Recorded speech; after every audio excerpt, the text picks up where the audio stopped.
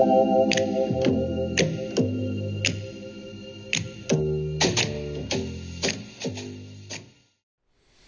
welcome back, Adela, to episode 3. Episode 3, here we go. Where have you been? You went on holiday. I've been in Noosa. Beautiful. Was it sunny? It was beautiful weather, and I relaxed with my family, my grandchildren. We had a lovely time. Beautiful. Mm. It's a good, well, winter's a good time of year to go to Up there. Queensland, Yeah. isn't it? We saw whales. We went out on a little whale watch boat. Did We you? actually saw whales jumping up out of the water. Oh, wow. It was pretty stunning. And we went on a little fishing boat that you could have a barbecue on. The kids all fished and didn't catch anything, but they enjoyed the experience. Then we discovered that by balling up little pieces of leftover bread from the barbecue, we could actually encourage fish to come to the surface and kind of go to eat the bread. So then they did that for a bit. Wow. And you didn't just catch them then? No. Tempting, but That no. would have been a bit of betrayal, wouldn't it? It would. So yes, we had 8 days up there. It was very pleasant. Nice. Thank you. Well, I've been out and about all over the place. I've spent some time out in the country visiting clients. Yep. That was lovely. Yesterday, you know how last episode we were talking about youth justice and youth crime and all that? Well, just by chance, I happened to yesterday go to visit a client of mine at the Parkville Youth Justice Precinct, is it called? I'm not sure what it's called now. And when I worked there, it was the Melbourne Youth Justice Centre. And previous to that, it was the Juvenile Justice Centre, but I think juvenile probably felt a bit harsh. They needed a better word. So that was the iterations when it was still being run by the Department But, of Human Services. of Human Services, Yeah. which it now isn't, is it? So It's at some point... Department of Justice now, isn't it? Yeah, at some point it switched over to the Department of Justice. And I can see the impact that it's had. To be honest, I found it pretty upsetting, really. I haven't been there since, I don't know how long. Probably you and I went there for a meeting some time ago, maybe 15 years ago. It would be a fairly long time ago. Right? Yeah. So that would have been the last time I went in. And it, like, there was so much change that I couldn't recognise it, firstly. But that's fair enough because there's new buildings and, you know, new areas. But what had changed was the entire ethos, environment, character of the ambience. place. Yes, it changed. The ambience, yeah. So the only way I can explain how much change there was that in 2007, as we discussed last time, Yeah, when you came to I work at Hurstbridge. came over as a secondment to come and work with you on Hurstbridge. And part of the reason was because I didn't really like ethically, therapeutically, I don't think we were achieving much in Youth Justice Custodial Centre. I wasn't sure how it could be better, but I thought, okay, surely there must be a better way. But I was a bit despairing and disillusioned about what we were doing there. The weird thing was that yesterday, after I visited, I got all nostalgic about how therapeutic it used to be. When you thought you weren't being therapeutic enough. Yeah. It was really. I think I'm still in shock. I felt like I'd walked into an American movie about an American juvenile justice prison. the whole focus has clearly been security. There's no doubt that it's probably been to a large part media and politically driven, because I don't know what has changed in terms of, for example, it would be interesting to see what changes have there been, for example, in assaults on staff since those days where there was a lot less security. Yeah. We didn't even wear uniforms in those days. I remember we'd make a little application. I'd take a couple of kids out on leave to the Victoria Market. We'd buy veggies for the day. One of the units that I went in to visit yesterday, I realised was one I'd never seen before, and it had been built on what used to be our veggie garden, right? And for me, it's like, well, where's a veggie garden now? And in those days, you know, you'd have the kids out, and you still had to do a good amount of barrier control in terms of controlling which kids you were having out, and when you were going to go by kids that didn't get along, to make sure everyone was safe. So, I mean, I think clearly there has to be a compromise, but boy, it was depressing. Could they not get someone to just splash a bit of colour on the walls?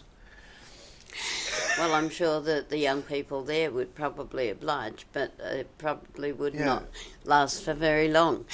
But philosophically, it makes me ask the question, why then do we have a separate facility for youth, right? Why do we go out of our way to make sure, because there must be legislation about it. I can't tell you what it is off the top of my head, but there will be legislation about it. But why do we have legislation that denotes a difference between adult prisoners and youth prisoners? For me, it surely indicates that there is an attempt to make sense of youth offenders differently and respond to their needs differently on the basis that it provides them with some hope for change. I think the answer you'd have now would be one around safety, because you can't have kids around dangerous adults. So, I mean, if you had them on prison grounds with segregation and exactly the same thing that you have right now in Parkville, there's not much different. No, and that's what, I guess that's what bothers me about what you're saying, because the nostalgia that you felt was for a past time when, in fact, what you're suggesting is you were getting better outcomes with the young people there because they were engaged in human activities. I don't know, because I don't think we got good outcomes, but I don't think they'd be better now. This is the problem.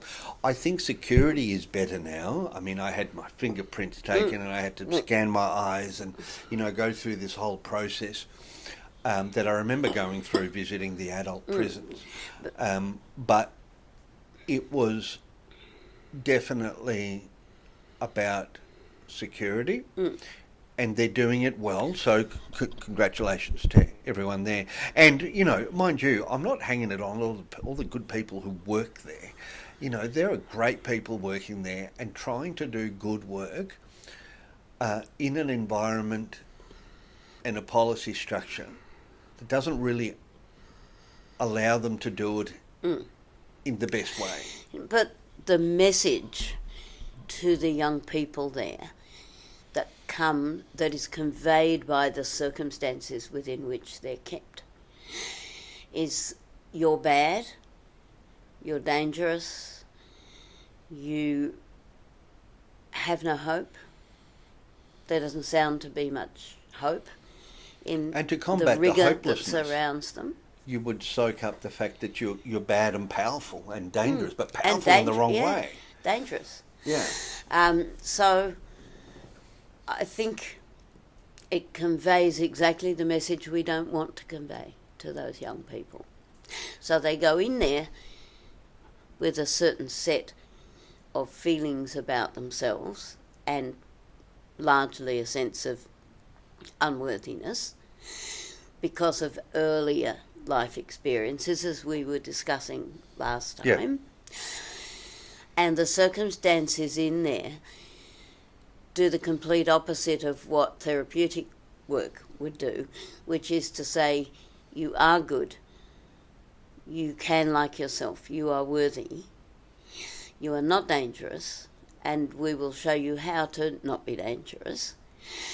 But it seems like they're giving the opposite message. So how can that mediate against further criminality? I don't know. That doesn't make sense to me.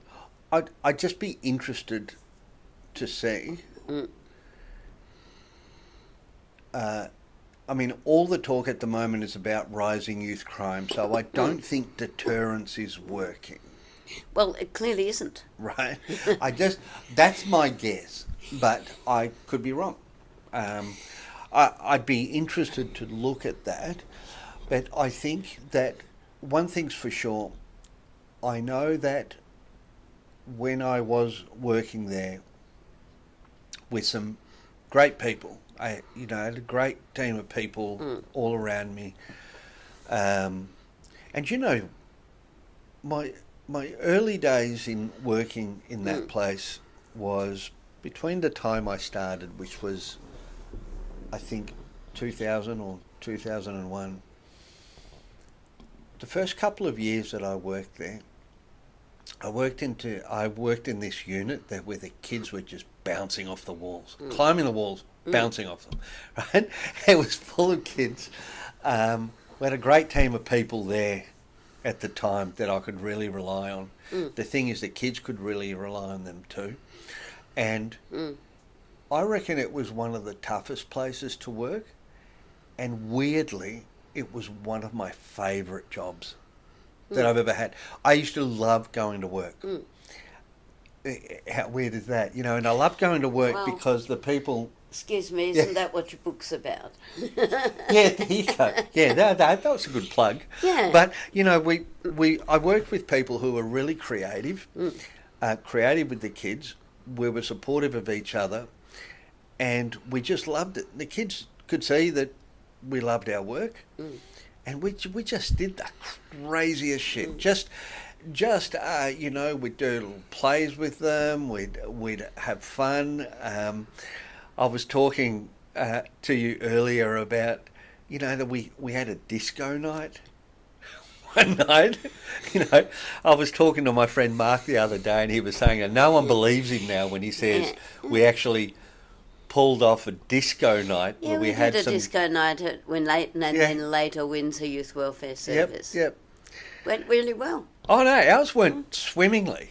It's like a bunch of girls came from one of the girls' schools, and all the boys were like puffing their chest out beforehand and talking about big talk. Yeah, their future exploits. What was going to happen when these girls were going to come down, And the girls were lovely. They were really confident. They were really friendly. And as soon as they walked in, the boys just froze back to the wall. And they said, "Would you want to dance?" Like this. But, slowly they got up, they had a dance. And we were all nervous watching, but nothing happened. And they had a ball. And it showed them that, it's okay to feel good. And they were okay. Yeah. That is a really powerful message. Yeah. And if things like that aren't happening anymore, how do they get the sense that they're okay? This resonates with something that Bruce Perry says in The Boy Who Was Raised as a Dog, and it's a quote. I can't do it word for word, but the essence of what he's saying in this particular paragraph is that children who have experienced harm from complex trauma in their early lives and attachment problems are not going to feel good about themselves. And until they can feel good about themselves, they will keep acting out in the same way, which we see. But once we show them ways to feel good about themselves and like themselves, which we did at Hurstbridge, they begin very quickly to alter the way they are. The point that Bruce Perry makes is that existing approaches to youth often hope to lure them into good behaviour by punishments or some other kind of reward, neither of which is able to be utilised until or unless they like themselves. Look, I was visiting a young man who had spent a while in detention, had recently been released, and he'd gone through that, and he said, I never want to go through that again, he said to me. And he is actually, despite the fact that he's now gone back in, he's actually doing really well in terms of, his thought process, his intention, what he needs to do. But there's a lot of healing that has to be done. And, the fact is, he's back in there, like many kids are, and they keep being told it's because they've made a bad choice, but we fail to recognise that they're not just not good at making choices, but actually quite often incapable of making a choice. Making choices, because to make a choice, your prefrontal cortex needs to be operating pretty well. And we know that because of the physiological impacts of complex trauma, that's not the case for almost all of the young people who are living with the symptoms of complex trauma. And the impulse control is a really complicated process. No, but it's a complicated process. Physiologically, neurobiologically, yes, indeed. So I think that, one thought I had when I was there and looking around and thinking, this is horrible. I mean, one thing I thought, this is something that I mentioned last time, that I think, okay, we've got kids contained. They're not going anywhere. They're not at risk. They're, for the most part, not abusing any substance. Not under social media influence, right? Is a prime opportunity. But I think that the leap it would take to create... Ideologically, you mean? Yeah. But also probably many ways physically in terms of how you structure things. But, it's all well worth it that, to create something that targets therapeutic outcomes on a day-to-day basis, I think would be possible. Highly possible. Yeah, and it hasn't been tried, actually. The two most important elements to achieve that are, firstly, using the containing environment not as a withdrawal of freedom, but as an opportunity to assist those young people to regulate and to manage themselves in an environment where they're not being bombarded by a range of other options that lead them along a path that they are poorly equipped to make a proper decision about. To use that environment to enhance their sense of capacity to make good decisions, because in that environment, physiologically, they're a little bit more regulated, they're less hyper-aroused, slightly less. Well, here's the thing. They're not more regulated in the environment that they're now, right?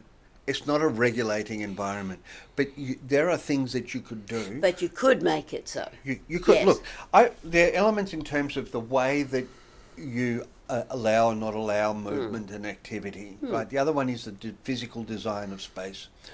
I think that has a lot to do with it. I think it does. I think when I recall the early days, the sense of worthiness, and we could, like the way kids were, it was hard to regulate, right? Because that was not I'm being nostalgic, but it was far from therapeutic, right? But it but wasn't the right thing. You are talking about gardening together, right? Yeah. And that is a regulating activity. And not just that. I remember. I remember my friend Mark, who's just a phenomenal youth worker, and he'll say he isn't. Should I say his surname? If you want. Is that confidential? I don't know. I won't say he's. Let's call him his. I'd say he's my friendo. Right. Is that like some old-fashioned Old English songo? Yes, he's my friendo. Look, I remember he was good at spotting kids just about to escalate, right? And before you know it, you'd turn around, he'd have the football, he'd get the footy, he'd get the boys outside, suddenly they'd be out on the oval and they'd be playing footy. So you've got the opportunity to actually create through the psychologically containing environment. Yeah. You've got the opportunity to engage young people in a variety of ways which you would be less able to engage them if they were out in the community. That's for starters. Yeah, that's right. And so you can do it because they're there. Yeah, they're Right. there and they can't go anywhere. And the same applies to secure welfare for girls and for boys. And I have seen that in action, But where I think you can have conversations with young people in those environments that you never could have had with them outside of the environment. Which was originally the whole point of secure welfare. It It's was. like stopgap, contain, Yeah. let's work out what's Make going out on. how to keep this child safer Yeah. and work on it. Yeah. And use the space and the time for people who were engaged with that young person to go in there and do that work and help them to work through whatever was the particular thing you wanted them to work through. Now, you might see them in there several times and having several goes at working on those issues, but often that worked. And it certainly created relational opportunities. Do you know where I've seen the best outcomes, really? Is when there's a really fine balance, because when you're working in any program, you need to have good staff supervision, right? And make sure that people are following the rules and reflective practice groups for them right, to deal with feelings. You've got to have etc. all of that. And what I mean by Yeah. supervising staff, I'm not Yes. just talking about clinical No, supervision, right? all of the staff. But and you can do managers. too much of that, right? If you do too much of that, you disempower, for example, youth workers Yeah. who have their own individual, They have a independent. talent. They've got Yeah. their way of working Yeah. with kids, and it might not be Yeah. your way. No. But it gels with the kids, and it works. As long as those people, and absolutely, I mean, in a career, I've seen many of those people.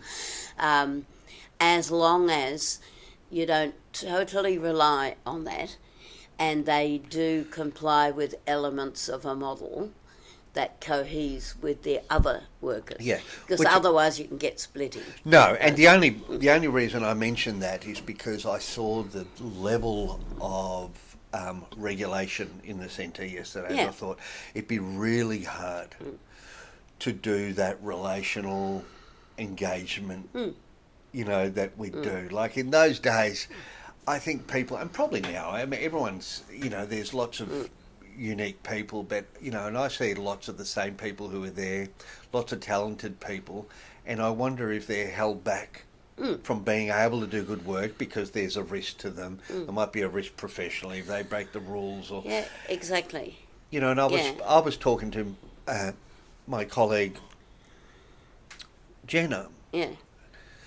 Dr. Jenna Bollinger, who has done, all her PhD thesis was on the on what does it take to create stability in residential care. She looked at relationships and systems and everything, and we were talking about how important it was to have that one person who sometimes just bent the rules just a little bit. Yes, and right? I've seen that in action. Yeah, yeah. And sometimes it does work, but it's got to be done within a framework. Right, so that framework has got to be genuinely evidenced trauma-informed framework, because what you're working with is trauma. Otherwise, why would you be there? And I make that point because I would not like people to walk away from listening to this conversation thinking that what we're saying is anything goes, because anything doesn't go. No, but I think that if you are even applying a trauma-informed practice model, there is still room for creativity. Well, it's an important factor. Yeah, it's an essential element to be to develop safe and genuine relationships. Absolutely. But you do it in a way that doesn't compromise your boundaries. Exactly, and doesn't compromise the model approach, but enhances it.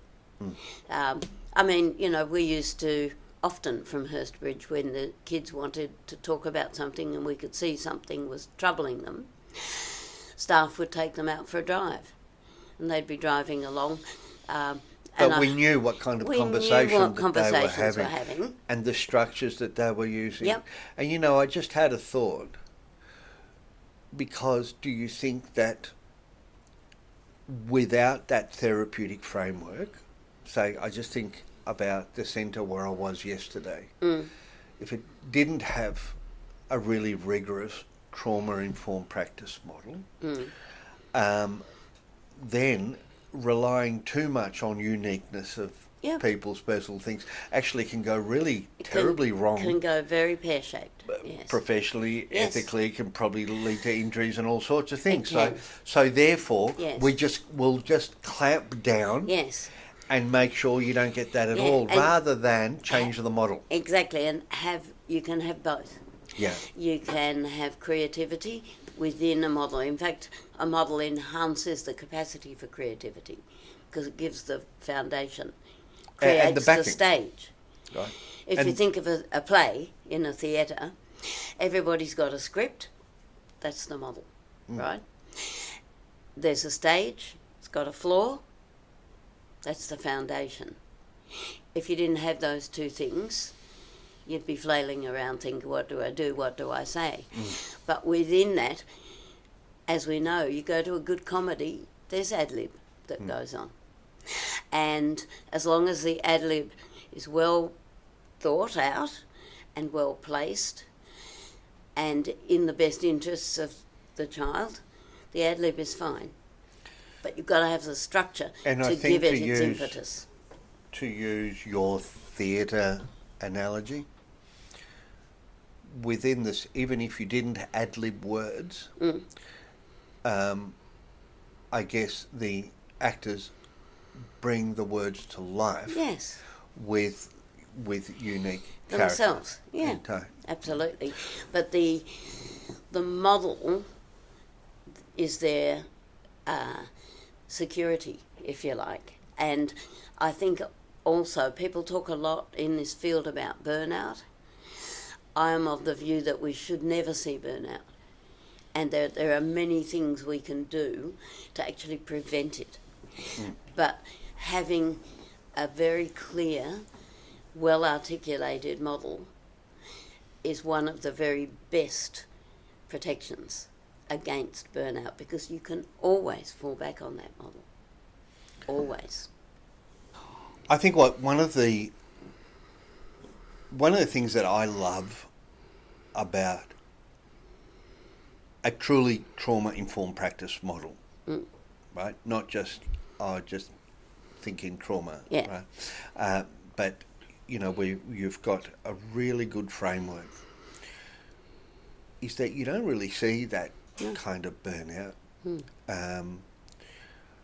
I think that you see it when within those sort of models, if perhaps you're not resourced, if you don't have Yes. adequate staffing Yes. or, something Yep. like that people have to do literally too long Yes. hours. Yeah, Right? and they're exhausted. Yeah. But the emotional burnout you're talking about, now I think over the years, and even since those days, I think I've learnt a lot about what goes into mitigating against, the burnout, which is really vicarious trauma.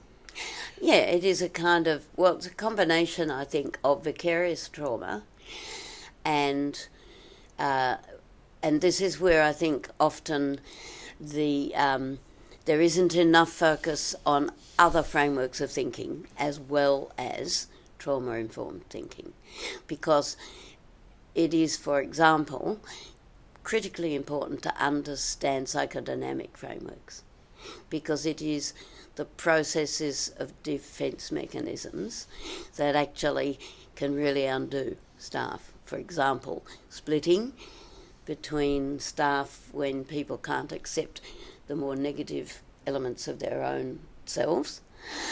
And I'm talking about the young people, but also sometimes the staff.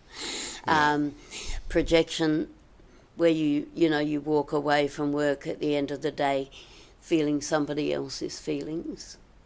These are all really important elements to understand, and that goes to the importance of reflective practice groups where you feel safe and supported to explore that. I will never forget a place I went to in England, which was a children's home, children up to 12 years of age, and once a month they used to have a facilitated reflective practice session, which I was really privileged enough to go to be invited to, but I had to sit in the corner and shut up. I had to say nothing and almost not be there. But they had a fantastic psychodynamically trained facilitator, and basically what they used to do was they would, each week, each month when they had the session, a staff member would put their hand up to talk about a particular experience that they might have had with a young person that had troubled them. And so they were asked to write it down.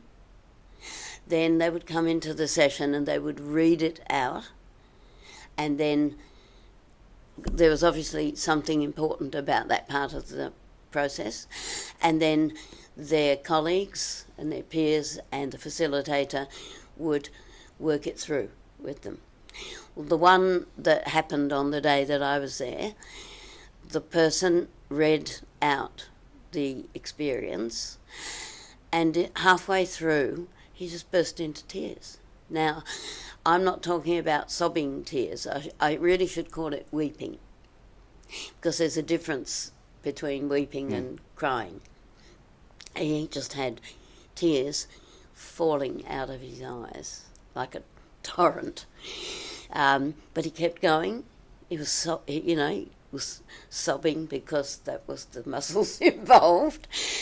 But he got to the end of it, and I've never seen such a beautifully respectful and well facilitated reflective practice session, because they worked through, they didn't sacrifice anything. They touched on every part that you would want to touch on. Top marks to the facilitator. But at the end of that, he was talking about the experience in a totally different way. And I think if you don't do that, if you don't take the time to look at how am I entangled in, enmeshed in with these kids, and also people's own defence mechanisms against, you can think, I think a lot of the time it is defence mechanisms against actual risk. Like, I might get hurt here because there's dangerous kids here. But I actually think a lot of the time we think it's that, but it's a defence mechanism against seeing pain so raw. Do you know the studies that have shown how empathy works, empathic pain, where people were shown even just videos of someone's hand being pierced with a needle, and in a fMRI, they would show up all these, pain receptors as if we feel pain, right? And the interesting thing about that study is that the more you relate to that person, the more of their pain you will feel. And the less you relate to them, the less pain you will feel. So this is also the danger of not doing reflective practice, is you protect yourself by otherizing your clientele and saying, oh, well, they're different to other kids or me or my own kids, right? And I think that happens a lot. Where's that? Oh, here it is. This is one of my favourite reflective accounts. It's called The Lucifer Effect. Yeah.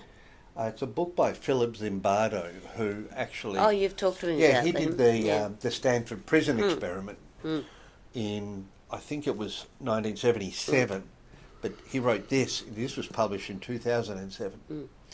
And it was really reflecting on the Stanford prison experiment, and also because he wrote a bit about the Abu Ghraib behaviour by American soldiers, because he was brought in as an expert witness. And, his idea is that, well, you might be reading this thinking, well, I wouldn't behave like that if I was there, but you would. In fact, you probably would, given that same set of supervision or lack of reflective supervision and adequate containment of the staff, that you probably would, just to protect yourself, because you feel unsafe. But also, I think when I would bring in this idea of the amount of pain that you're exposed to when you work with kids who are traumatised, because traumatised, really, they're in pain. They are in pain. And you're exposed to it, and if you don't take the time, you start thinking that it hurts going to work. Well, they're in pain, they don't like themselves, they don't value themselves. They've been told verbally and in experiential ways thousands of times that they're not worthy. Thousands of times in little ways. Yeah, and you experience that.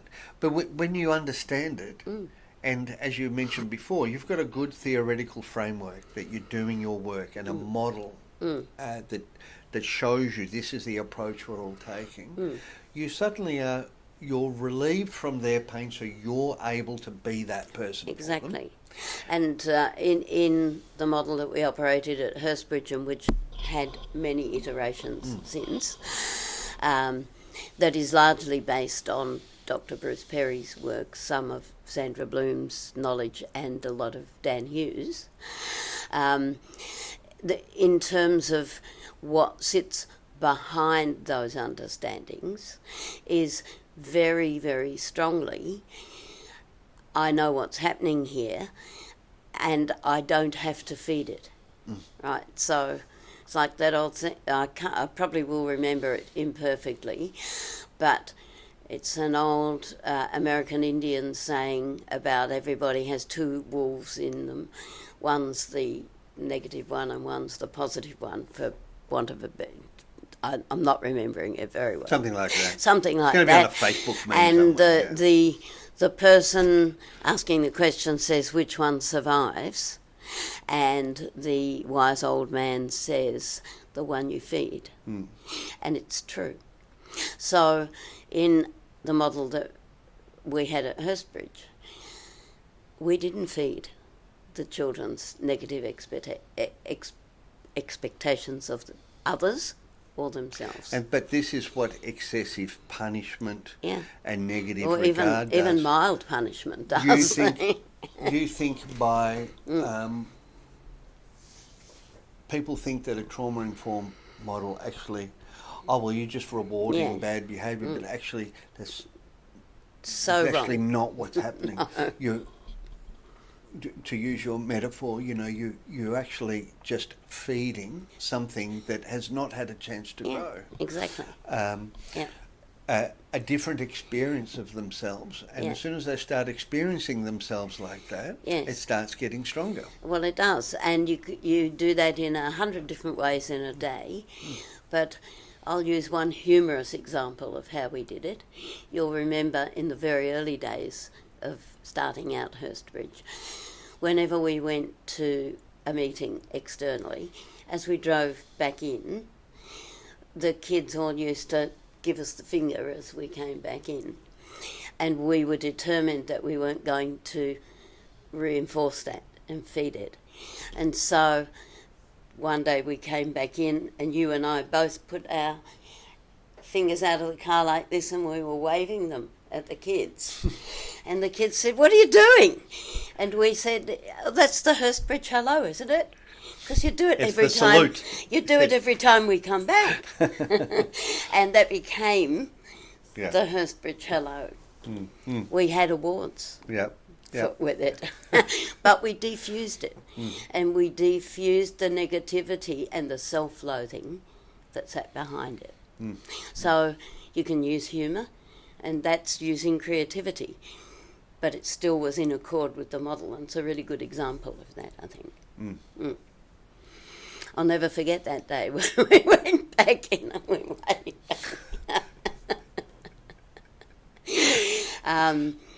But kids still talk about that. Yeah. when they get in touch with us, which they do. Those things actually were really important.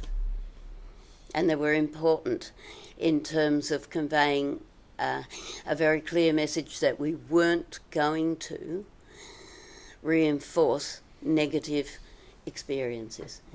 We were only going to do something nice with them if we could. And there are many stories which I like to use in training, and I think you do too. But these are all ways that you can resist. You can be creative within a framework and resist the reinforcement of negative views. It can be done. It can be done. I mean, I must say that I did see when I went back to the custodial centre yesterday, I saw still a lot of good humour and sort of, positive attitude. That's good. From staff that there. Is great. Who were clearly trying to do the best in this environment, But I did see it. I did see genuine care and good humour and laughter. But overall, the overall structure there, it must be so hard to do that, because the focus has been not on a model of change or therapeutic outcomes at all. I can see that it is a model for risk aversion, immediate risk aversion, and security. That's it. If in that environment we can't find a way to intervene in such a way that some of those deeply entrenched feelings of shame and self-loathing are addressed successfully, then we're doing nothing with that time, and we're sending kids back out into an environment where they can only repeat offend because they don't know how not to. Yeah, I think the general public, or at least the Facebook public that I see out there, the Facebook comments public, in general, I see a lot of thinking that, what they need is it's all sorts of horrible things. They don't realise they've had all that. They've had all the awfulness, and it didn't work. Well, it's created what is happening. Yeah, and one of the things that makes me really sad is within the youth justice programs in Victoria, we had the Acheron Akron Youth Camp. Yeah, The I Akron remember. Centre. And that was about, I don't know, would have been about 60 acres out at Buxton, just out of Buxton. Had the Akron River running through it, beautiful bush. You could actually sit on the veranda of the house and see the cathedral ranges, right? We'd fish for trout in the river, and there was cabins for the kids, for the boys that came both from Parkville and Malmesbury. And, you know, we'd select them and make sure there wasn't a huge security risk because there was no walls. There was absolutely no walls. And we used to laugh because it was the only program where it was the staff that would lock themselves in at night, you know.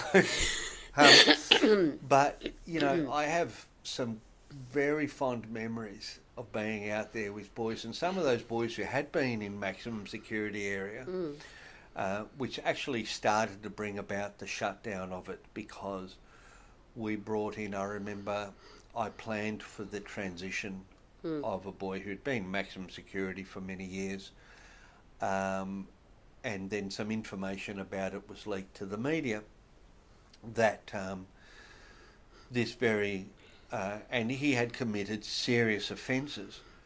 My thinking was, but you're going to release him. So if we're going to release him, don't we want something to change? And Akron had the ability to really change kids. Not all kids, but no, I'd say change all kids somehow, and some dramatically. Right? And so my point was, well, unless you're going to put him in a jail cell for life, which you're not, because he gets out in a year, right? Then we have to do something.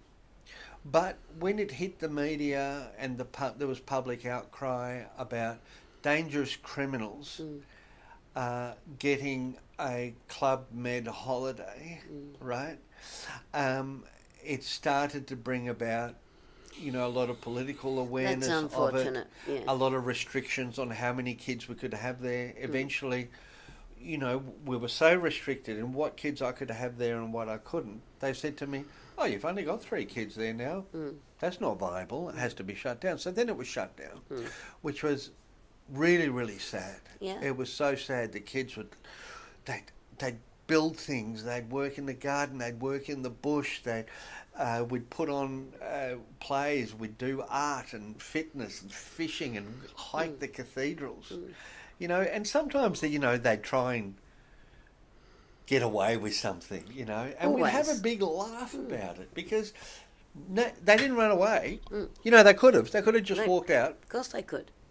And you know, it was just hilarious. You know, one of the boys once actually arranged with a friend for them to float you know, the big beer kegs that they get in pubs. Get a big keg of beer and somehow float it or put it on a float or something, and they floated it down the river. So then at night time, our boys got the beer keg, right? But they were so frustrated because they had nothing to... They didn't know how to open it. But, you know, these things are things that now they'd look back on and laugh because, you know, years later, there was one of the boys there who had been in maximum security and had gone into Akron and had said, oh, you know, I want to be a mechanic, you know. So he wanted to get a job. And we saw that there was jobs available for apprenticeships. Now, he had stolen cars and was very good at it, right? So I took him to, at the time, was a big Holden, a big Holden yard and mechanic. And they had a job going. And I said, what do you want me to say? What would you like me to do? And he looked at me and he said, I just want to be honest. I said, I think it's a good thing to do. So I remember listening to this boy saying, I've stolen cars, I've done a lot of bad things, but I feel better now. I'm better now. And he said, I want you to give me a chance, and if you give me a chance, I'll be the best worker you ever had and I'll never leave you. So, That's a big promise. holy shit. Cut to about 15 years later. Great. I'm walking down that very same town, down Yeah. the main road. Yeah. There's this enormous bearded man in mechanic's overalls who says, "Hey, Stefan! Stefan! There's Stefan!" And I'm thinking, what's this big man want? And he comes over like this, and he gives me this big bear hug. And he said, "It's me," and said his name. And I looked up and I went, "Oh my God." All grown up. Yeah. And you know what? He's in charge. No, he's the head mechanic. So it does happen. It does happen if you create the right environment, and that's only one of many stories. I just don't think that we could have had that outcome if you kept putting him in a place that looks like just a seriously over-maximised security environment. And some people might say, "Oh, yes, but that's just one example." No, you know, it's no. I think We got heaps. I've got a whole book there full of them. I've got a head full of stories about good outcomes, and I think something that I often get said to me, and I'm pretty sure you've had it said to you, is you're looking to excuse behaviour that is not acceptable by talking about trauma. And we are not. Never ever have I included in any model I've ever written an excuse for acting in a way that is counterproductive or antisocial. What we are trying to do is explain it, understand it, so we know what to do about it. So you can do something about it. That's exactly. That that is is the key. point. That is the point. And the point. That's the whole point of It's it. the whole point. If you want the community to be safer, we need to do something about it. Yes. That's it. And that's definitive and lasts. I think I'll call this episode like almost like a part 2 to last week. Yes, I think so. think. And add on. Yeah, because these are areas we didn't get time to go into in our discussions last week. Yes. But I think they're important. So, it's really important to make those points. Yeah, it just brought it all up, dredged it all up when I was there yesterday. Yeah. And it really got me thinking.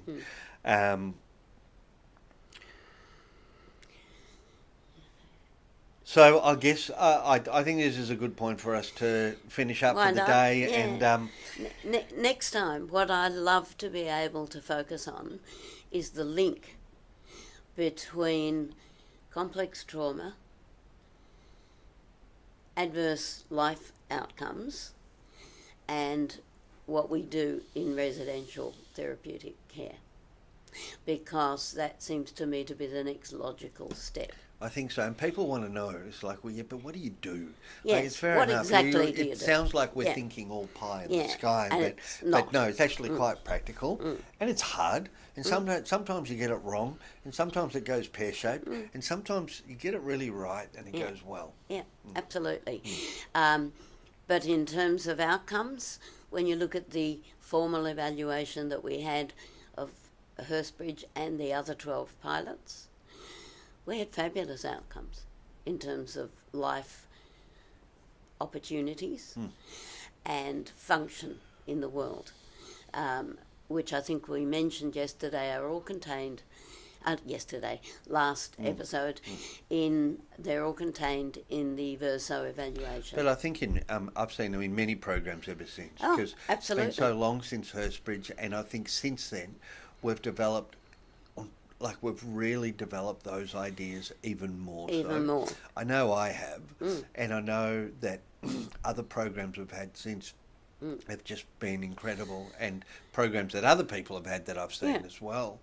And I think it's also important to say we talk about Hurstbridge as if it's in the past, but it is actually still operating. It's a real thing. It is operating still today, 18 years later, after we started it, and still producing fabulous outcomes. Amazing. And what's it was 18 years ago. It was 18 years ago. The most amazing thing about that is that we look exactly the same age. Speak for yourself there, mate.